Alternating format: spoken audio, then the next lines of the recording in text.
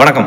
சிலர்லாம் நம்ம கூடயே இருப்பான், பேசுவான், சிரிப்பான், எங்கெல்லாம் போகிறோமோ அங்கெல்லாம் வருவான். இப்படி நம்ம கூடயே இருக்கவன் ஒரு நாள் திடீர்னு பார்த்துட்டோம்னா நமக்கு வேண்டப்பட்டவங்கள்ட்ட இல்லை நமக்கு மேலே இருக்கவங்கள்ட்ட போய் நம்மளை பற்றி இல்லாத பொல்லாதமாக சொல்லி வச்சுருவோம்.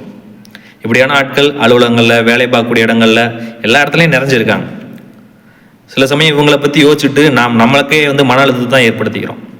ஆரம்பத்தில் உங்களுக்கு ஏதோ ஒரு நல்ல பேர் எடுக்கிற மாதிரி இல்லாட்டி பார்த்தோன்னா அவங்க ஏதோ முன்னேற மாதிரி தோணினாலும் காலப்போக்கில் மேலே இருக்கிறவங்களோட எப்படி புரிஞ்சுக்கப்படும்னா கூட இருக்கவங்களே இந்த மாதிரி பேசுகிறானே, அப்போ நமக்கெல்லாம் என்ன மாதிரியான மதிப்பீடுகள் வச்சுருப்பான் அப்படிங்கிற மனநிலைக்கு தான் நகருவாங்க.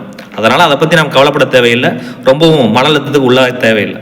அவங்கள நம்மளால் மாற்றிக்க முடியாது, நாம் தான் நம்ம சிந்தனையை மாற்றிக்கணும். சாக்ரட்டிஸ்ட்டை போய் ஒருத்தன் வேகமாக ஒடியாரான். ஐயா விஷயம் கேள்விப்பட்டீங்களா ஐயா அப்படின்ற மாதிரி. என்ன அப்படின்னு, உங்கள் மாணவனை பற்றி தான் ஐயா அப்படின்னு. நல்ல விஷயமானு முதல் கேட்குறாரு. இல்லை. நீ நேரில் பார்த்தியா அப்படிங்கிற. இல்லை.